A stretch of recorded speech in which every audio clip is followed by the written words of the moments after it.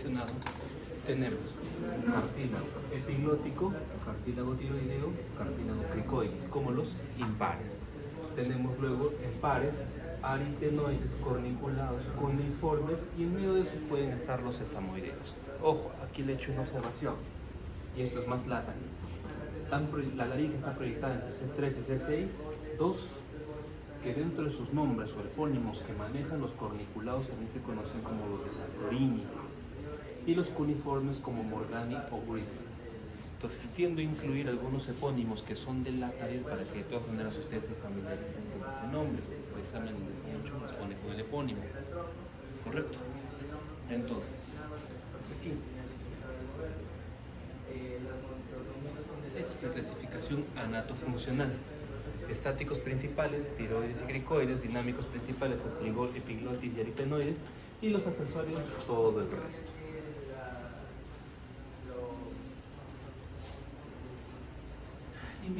Individualizando los cartílagos, vamos a hablar del cartílago tiroides. Tóquense todos el cartílago tiroides. Todos. All. Tiroides.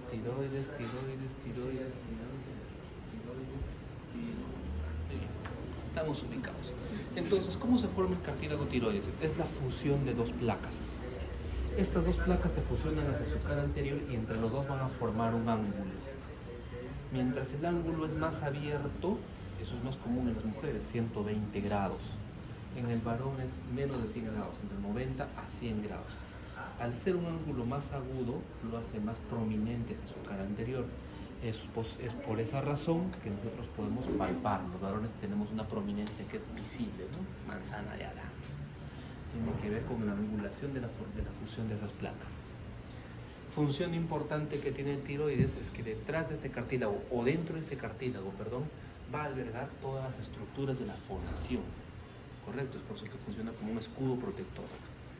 Dos, va a estar relacionado con un hueso que es el hioides a través de la membrana tiroidea. Y luego va a haber otra membrana hacia abajo que es la cricotiroidea, que es esta membrana de acá. Entonces, si ustedes tocan su cartílago tiroides, van deslizando el dedo, van a palpar una pequeña depresión, un huequito, que apenas entra un pulpejo de dedo. Y después de eso viene otro cartílago. Ese siguiente cartílago que ustedes están palpando es el cricoides. Ese espacio donde entra ese pulpejo de dedo es el espacio cricotiroideo, donde está la membrana cricotiroidea. Tiene relevancia clínica procedimental. ¿Cuál será? ¿Alguien sabe? ¿Qué se hace ahí? Traqueotomía. Las cricotomías. El término traqueotomía se reserva para la invasión a partir del cuarto anillo traqueal. Pero normalmente siempre se confunde porque ambos sirven para lo mismo. Entonces, aquí veamos lo siguiente. Imagino que más de uno de ustedes es fan o ha visto estas series médicas que pululan por el internet, el Netflix y todas las demás plataformas. Y ahí siempre, nunca falta este capítulo, ¿no? He visto varias.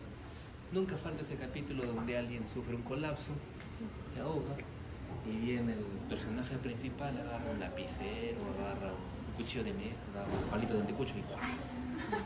Se la clava y le salva la vida porque respira. ¿Será tanto así? ¿En la vida real podremos hacer algo así? No. ¿Por qué? Y esto tiene una base anatómica de por qué. ¿Qué se ubica delante del cartílago tiroides? La glándula tiroides. La glándula tiroides, dentro de sus variantes anatómicas, en aproximadamente el 40% de los casos, genera un tercer lóbulo, que es el lóbulo. ¿Quiénes enseñan anatomía? Se han olvidado. El lóbulo piramidal, también conocido como lóbulo de Lalouette. El lóbulo de Lalouette. Ese lóbulo piramidal o de Lalouette se extiende en la porción medial. Y si ese lóbulo medial está presente, va a generar su propia circulación. Tanto así que genera una rama arterial inconstante, que es la arteria tiroidea media o IMA. ¿Y su tercer epónimo cómo se llama? Ese es Latari. Si han estudiado Latari en tiroides, se deben acordar cuál es el otro nombre que tiene la arteria tiroidea media o IMA.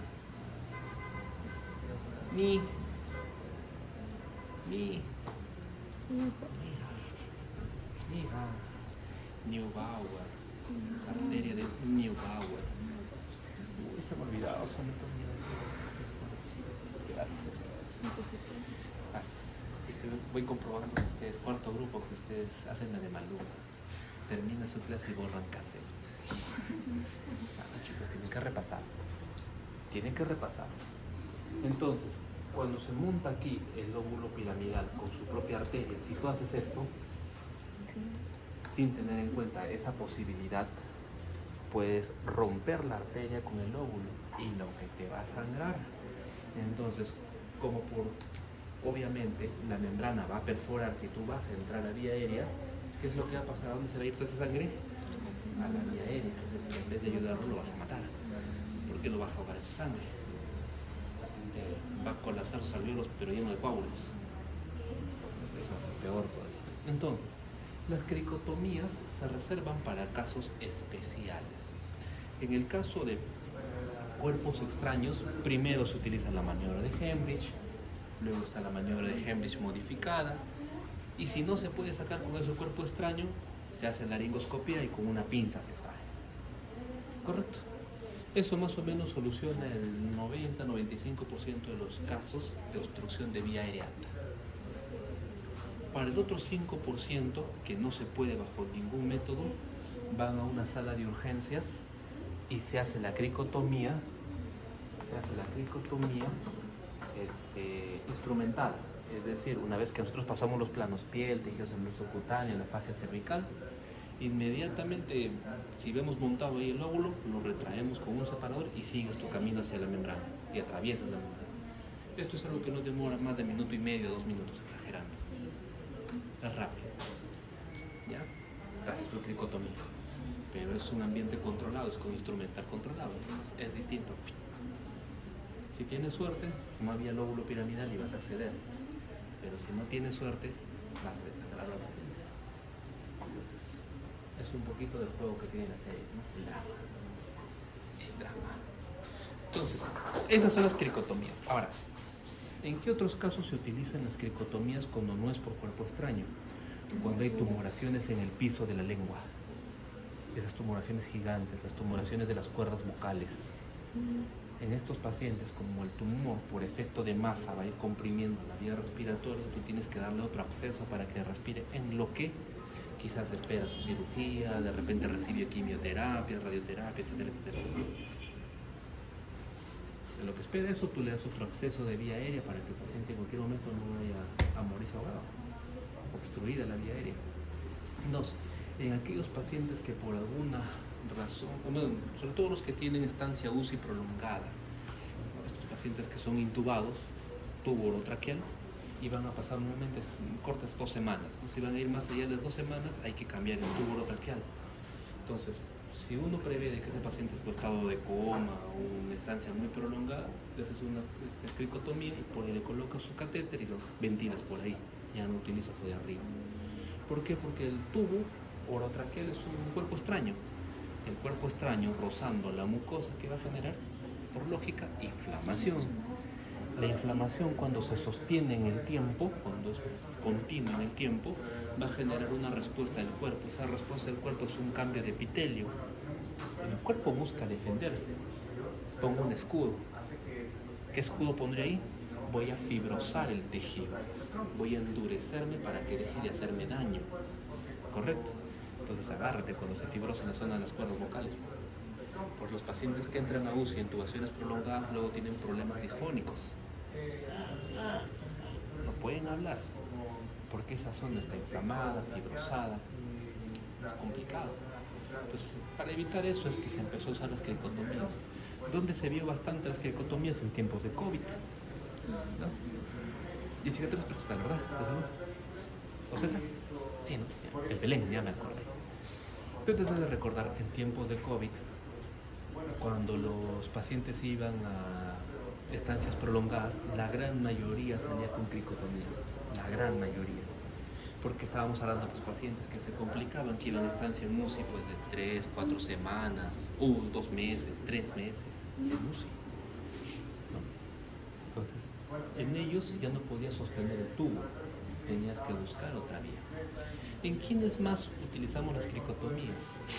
En los pacientes en los que, para su mala suerte, a veces tienen una neoplasia tiroidea y en el momento de hacer la resección se lesiona el nervio laríngeo recurrente superior o laríngeo superior.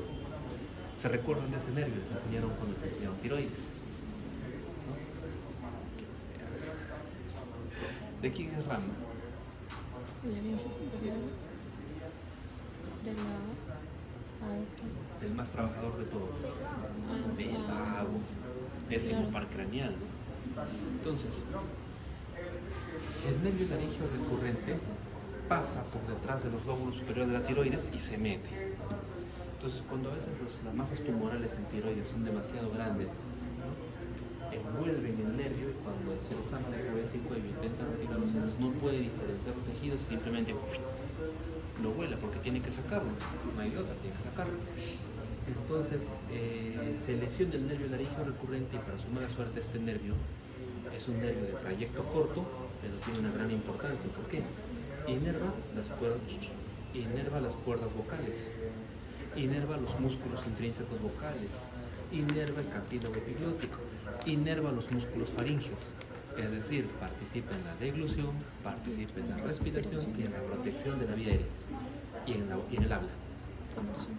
Entonces, una lesión en este nervio, ¿qué va a producir? Por lógica, afonía o disfonía. El paciente se va a aspirar porque al no haber protección de la vía aérea, la comida en vez de irse para la vía digestiva se va a meter a la vía aérea, se aspira.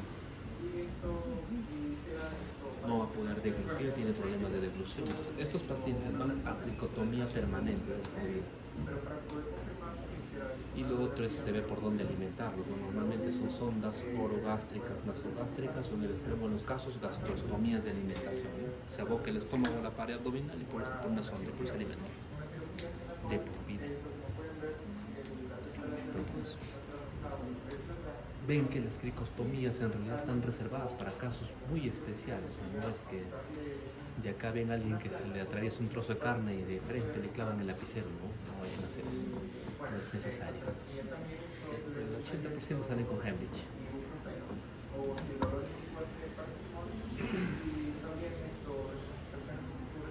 Y cuando hablamos del cartílago cricoides, este cartílago que está inmediatamente debajo de la membrana cricotiroidea, es un cartílago en forma de anillo en el cual el diámetro antero-posterior es mayor que el diámetro transverso. ¿Ya? Es mayor que el diámetro transverso. Básicamente sirve para asiento o para que ahí se establezcan algunos ligamentos y membranas. Luego veremos el cartílago epiglótico. El cartílago epiglótico, otro de los impares, tiene una forma de hoja. En esta forma de hoja, la porción superior sobresale por encima del cartílago del hueso ioideo y su porción inferior se va haciendo más angosta hasta llegar a un tallo, el tallo epiglótico. El tallo epiglótico, a través de un ligamento, que es el ligamento tiroepiglótico, se va a unir al cartílago tiroides. ¿Cómo? Cartílago tiroides, ¿cierto? Tenemos su cara anterior, que es la que podemos tocar, y este es su cara interna o cara posterior, ¿sí? Entonces, ¿qué es lo que va a hacer el cartílago epiglótico? Se va a insertar acá, por dentro. Se va a entrar a través del ligamento tiroepiglótico ahí. ¿Qué más se ve acá? No solo va a anclarse ahí también se van a unir el ligamento vocal y el ligamento vestibular, es decir, las cuerdas vocales verdaderas y falsas, que luego van a extender sus fibras y van a ir a unirse al aritenoides. ¿En qué porción del aritenoides? Ya han hecho laringe. Teoría. ¿En qué porción del aritenoides se insertan los ligamentos vocales? A la una. Due. Superior.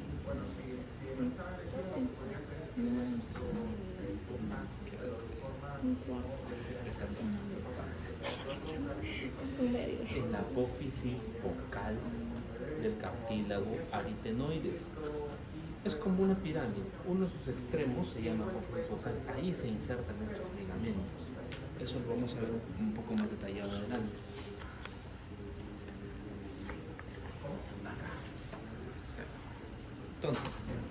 ¿Qué es lo que tenemos? Esta es una vista superior, lo estamos viendo desde arriba. Entonces, ¿qué estamos viendo acá?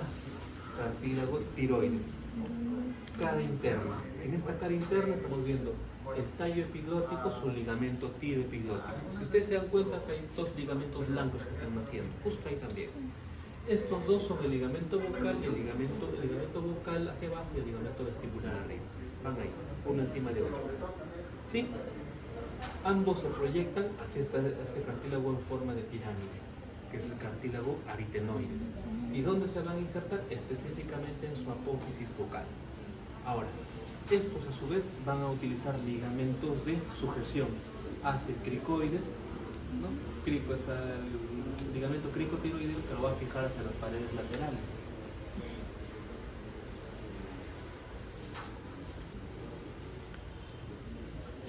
Entonces, ¿esto para qué va a servir? Cuando este cartílago se mueva, lo que va a pasar con el ligamento es que se va a tensar, se va a relajar, se va a tensar, se va a relajar, se va a abrir, se va a cerrar.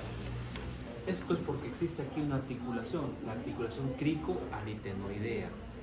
Entonces, si yo les preguntan en el examen, ¿cuál es la articulación que es responsable de la fonación? Articulación La crico, tiroidea. Aritenoidea. Crico aritenoidea. Crico, porque esto es el hueso, el cartílago cricoides.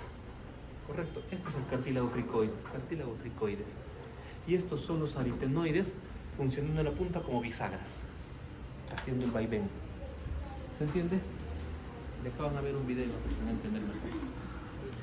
Entonces, ¿está ahí? ¿Estamos de acuerdo?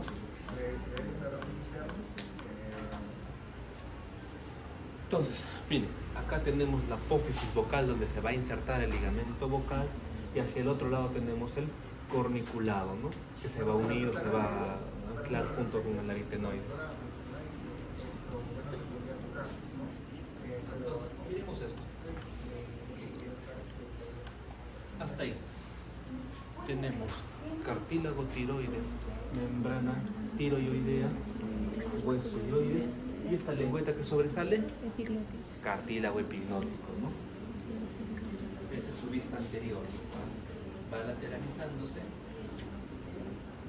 y vamos a ver su cara posterior.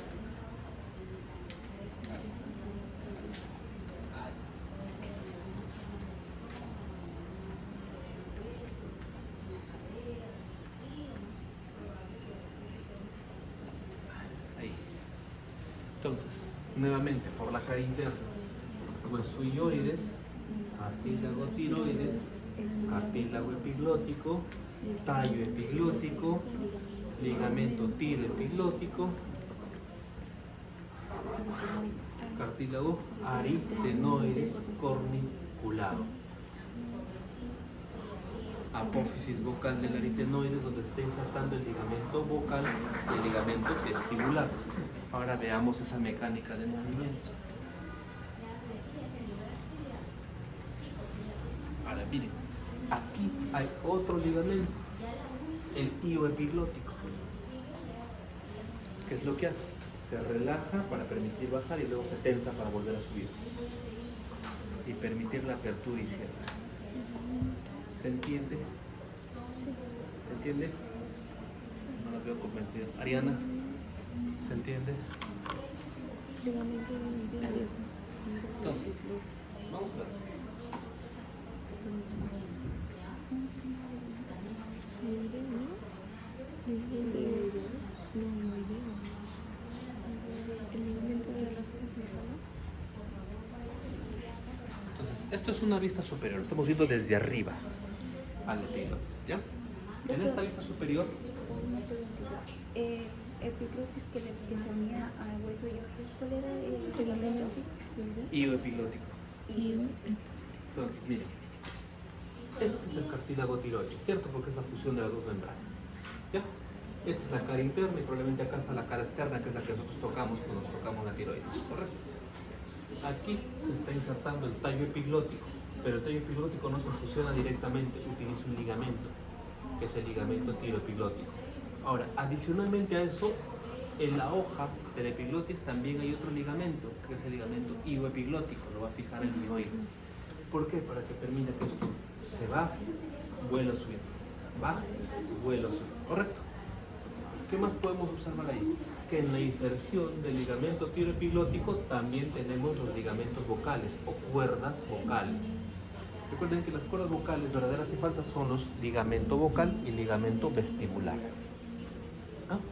Entonces, se van a originar acá y van a ir en sentido posterior para insertarse en el cartílago aritenoides. ¿En qué parte del aritenoides? En la apófisis Vocal. vocal, en la apófisis vocal. Ahora, esto es importante ¿por qué? Porque este aritenoides que está montado sobre el cricoides va a hacer esto, puerta batiente. Entonces, al hacer esto, va a producir de que el ligamento se cierre, se abre, se cierre y se abre. Ese movimiento lo hace constantemente todo el día porque participa en la respiración, el aire está entrando y saliendo. Y cuando hablas hace otro movimiento, y eso mostrar más adelante, donde se pega completamente para permitir la vibración con el aire. ¿Ya? ¿Se entendió así?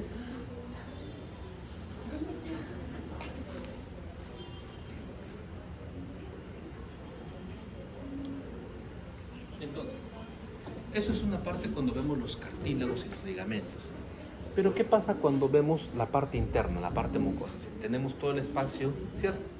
Y lo abrimos y lo exponemos como un libro. Por dentro vamos a ver la mucosa. En esta mucosa, ¿qué es lo que identificamos de esta lengüeta?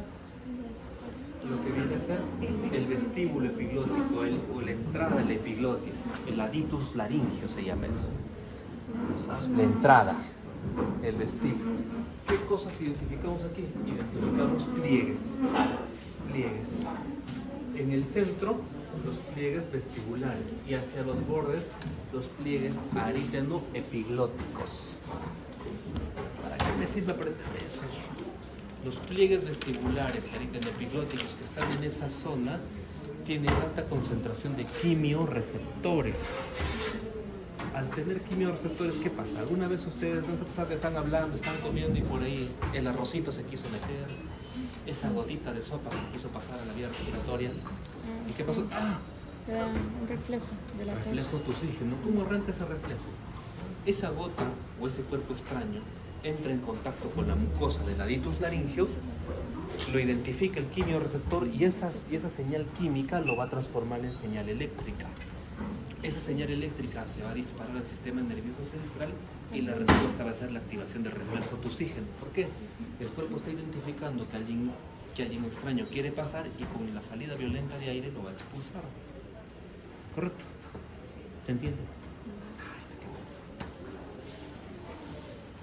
Entonces, sigamos. Esta zona de aquí hacia arriba es el espacio supraglótico. Este espacio de acá es el espacio glótico. ¿Qué contiene el espacio glótico? Contiene el pliegue o ligamento vestibular, el pliegue o ligamento vocal. En medio se genera un espacio, como una bolsa. Ese espacio bolsa es el ventrículo laringio. Todo este espacio, toda esta circunferencia viene a ser el espacio glótico. Hacia abajo, espacio infraglótico. ¿Hasta dónde abarcará el espacio infraglótico? Hasta el borde superior del cricoides. Hasta ahí.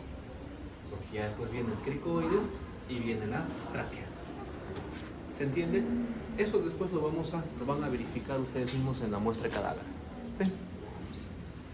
Ahí vamos a regresar.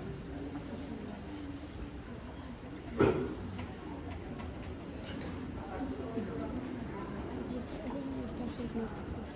Ahí está la glotis. Entonces, fijemos esto. Supra y infra. ¿Alguna vez han visto cómo se intuba un paciente? ¿El qué? ¿Cómo se intuba un paciente? Muy bien. El paciente está normalmente en decúbito dorsal, echado. Y nosotros nos colocamos a la cabecera del paciente. O sea, acá tengo la cabeza del paciente. ¿Qué es lo que voy a hacer? Hiperextender. Tratar de que esto se vaya lo más extendido posible. Entro con el laringoscopio y la primera visión que voy a tener es esta. Esta es la visión superior. ¿De qué cosa vamos a ver? el piso de la lengua, porque con mi laringoscopio voy a tratar de retraer la lengua hacia arriba, y luego de eso voy a identificar lo que viene a ser el cartílago epiglótico, que es como una lengüeta tratando de sobresalir. Hacia atrás, la proyección del cartílago cuneiforme y corniculado. Por dentro, ver el movimiento de las cuerdas vocales y hacia adentro se proyectarán los anillos traqueales. Esto es una visión superior cuando yo voy a intubar. Entonces ahora vamos a ver un video de una intubación real para que vean si es cierto o no.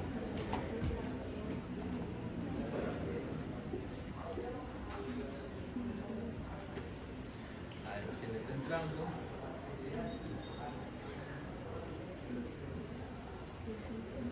Miren, esto, ¿ven el puntero? Sí. Esto es la base de la lengua. Lo mismo que está viendo acá, lo están viendo acá. Esto de acá, esta lengüeta que está sobresaliendo, es el cartílago epiglótico. ¿Sí? ¿Hasta ahí me van siguiendo? Muy bien.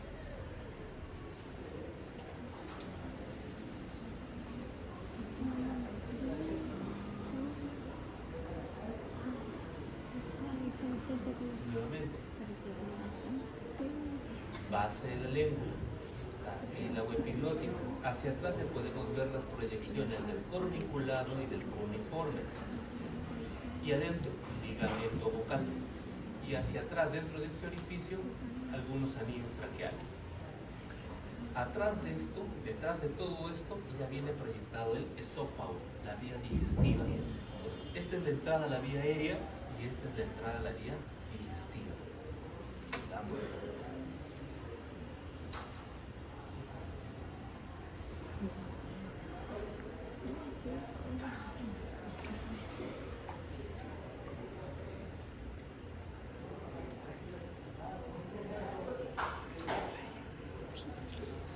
Bien, comparen. Esto cerrado, igualito. Base de la lengua, cartílago epiglótico, lo que vienen a ser acá al costado los pliegues vestibulares, pliegue vocal, proyección del cartílago cuneiforme, cartílago corniculado. Se ve, ¿no? Hacia atrás lo que viene sería el espacio de entrada hacia el esófago y esto es la entrada a la vía aérea. ¿Se entiende? ¿Sí? Muy bien. Entonces, cuando yo intubo un paciente, la mejor visión que yo quisiera tener, sería hermoso, es tener esta. Pero esto es más o menos el 20%, 30% de los casos, ¿no? Normalmente no llegas a obtener esa vista. Normalmente la vista que nosotros tenemos al momento de intubar, sobre todo en emergencia, es esta. Donde solo identificas base de lengua y cartílago epiglótico. Entonces intubas por memoria anatómica. Y por memoria anatómica sabes que si te pegas al cartílago epiglótico y curveas el tubo, te vas a ir hacia la vía respiratoria. Pero si te abres demasiado, te vas a meter a la vía digestiva. A diferencia de cuando se intuba en sala de operaciones. En sala de operaciones el anestesiólogo prepara a su paciente, lo recuesta, lo hiperextiende, hasta almohadillas les pone para que esté lo más recto posible, para tratar de tener una vista perfecta y no fallar en la intubación. Por eso ahí hay menos complicaciones para intubar. Es raro que se compliquen los pacientes para intubarse durante la anestesia. Pero cuando se intuban en una emergencia, en un tópico de emergencia, la tasa de complicación es más alta, la tasa de error es más alta. ¿Por qué? Porque no tienes el tiempo de relajar al paciente ni lo puedes deprimir demasiado. Porque si lo deprimes demasiado, corres el riesgo de que el paciente haga paro respiratorio y ni siquiera hayas podido colocarle el tubo. Entonces a lo más a veces le ponemos diazepam y por ahí algún relajante neuromuscular y no puedes colocarle más. Entonces normalmente tratamos de hacerlo a la velocidad, rápido. Entonces el error más frecuente es que te vayas a la vía digestiva. ¿Cómo te das cuenta? Hay dos formas. Uno, porque inmediatamente le estimules el vómito al paciente, pues tiene el estómago lleno y ¡bum! Por el tubo vomita como pileta. Ha pasado más de una vez. Y el otro es que queda el tubo y empieza a insuflar. Empieza el bolseo. Y en el bolseo, en vez de que flexa el tórax, la barriga. Se va hinchando la barriga. Te das cuenta, no está el aire. Por ahí no. Tienes que retirar el tubo y cambiar a otro tubo para que vayas a la vía aérea. Entonces, encuentran lo importante que es conocer la anatomía. Ustedes les van a enseñar, les van a dar el taller de manejo de vía aérea, probablemente en noveno ciclo y en doceavo también lo hacemos. Entonces, para cuando hagan el taller tienen que tener mínimamente su anatomía básica, la tienen que tener clara. Porque si no la tienen clara, van a hacer un procedimiento sin tener la más mínima idea de dónde están haciendo las cosas. Y en vez de ayudar pueden perjudicar. ¿Por qué? Porque si ustedes estimulan mucho la vallécula epiglótica o ese borde epiglótico, la glotis se puede edematizar. Hay gente que es muy temerosa, muy dudosa y está que puntea la epiglotis. Y la epiglotis también tiene un revestimiento mucoso, se inflama. La reacción inmediata se inflama y ahí no hay poder humano que pueda meter un tubo por ahí. Si no haces cricotomía, haces una traqueotomía, ¿no? Está demasiado alta la inflamación, está bloqueado, tienes que irte más abajo. Pero eso es porque has manoseado demasiado la vía aérea. Entonces, hay que tener en cuenta la anatomía antes de hacer los procedimientos. ¿Se entendió? ¿Sí? En casa lo ven con calma. Ahora, la laringe está envuelta por varios músculos, por dos grupos de músculos, los extrínsecos y los intrínsecos. Los extrínsecos básicamente mueven la laringe como un todo, como un bloque. Y ahí tenemos dos tipos, los suprayoideos y los infrayoideos. Los suprayoideos elevan el ioides y la laringe, mientras que los infrayoideos deprimen el ioides y la laringe. ¿Cuáles tenemos acá? En los supra está el miloioideo, genioideo, estiloioideo y el digástrico, ¿no? Con sus dos vientres. Mientras que en los infrayoideos está el esternoioideo, molioideo, esternotiroideo y tiroioideo. Entonces, eso lo vamos a ver acá.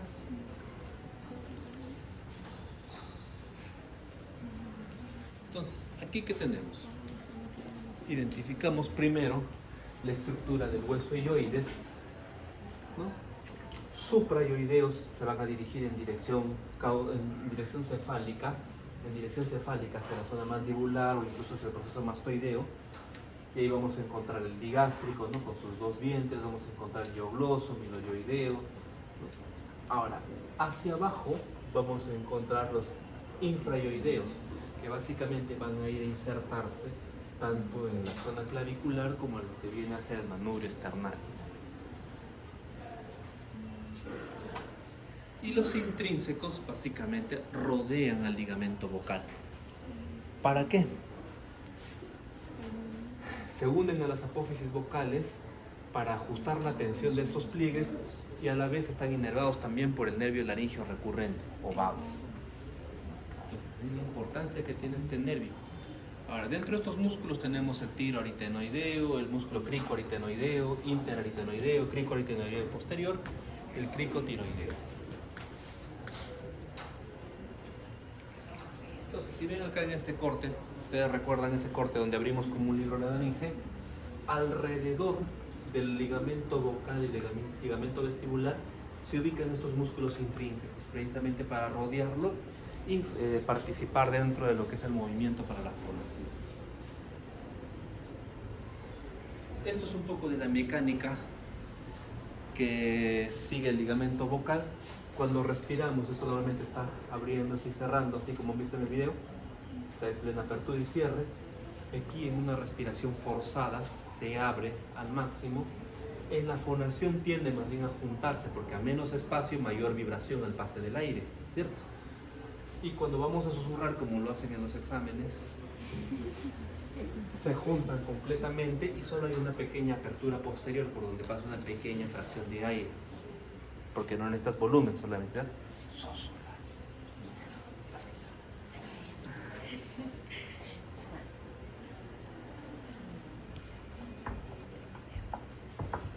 Entonces, aquí vamos a ver un video de la mecánica, ¿no? Pues similar al otro, donde aparte de ver la distribución de los cartílagos, vemos la mecánica de movimiento que tiene el cartílago aritenoides en conjunto ya con los ligamentos vocales.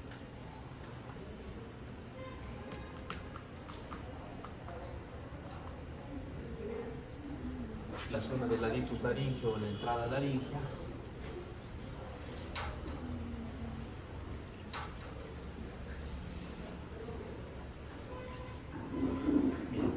cartílago epiglótico, cartílago tiroideo, ligamento vocal, ligamento vestibular.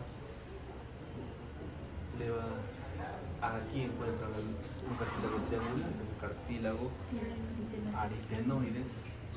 Le va a hacer luego, miren esa inserción, ¿no? Cerca de lo que viene a ser el tallo epiglótico. Y esto es un corte coronal, ¿no? Donde puede ver cómo se va jugando continuamente ese movimiento entre los dos, ese movimiento entre los dos ligamentos, constantemente abriéndose y cerrándose, o incluso en la fonación mucho más pegado, ¿no? Entonces se entiende cómo participa en esto la mecánica de ambas cosas, ¿sí?